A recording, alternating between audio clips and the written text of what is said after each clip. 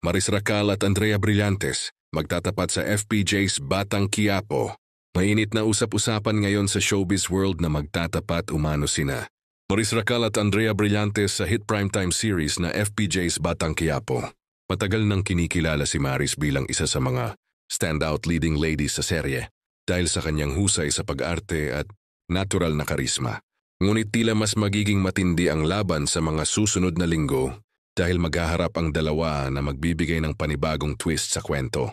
Ayon sa mga source, posibleng pagkaroon ng love triangle o matinding rivalry arc sa pagitan ni Maris at Andrea.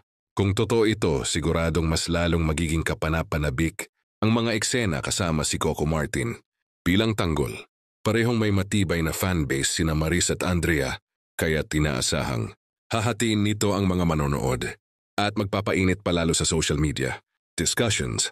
Kung mangyayari nga ang pagtatapat na ito, walang duda na aangat ang ratings at gaya ng inaasahan na isa ito sa mga pinaka-inaabangang showdown sa primetime television ngayong taon.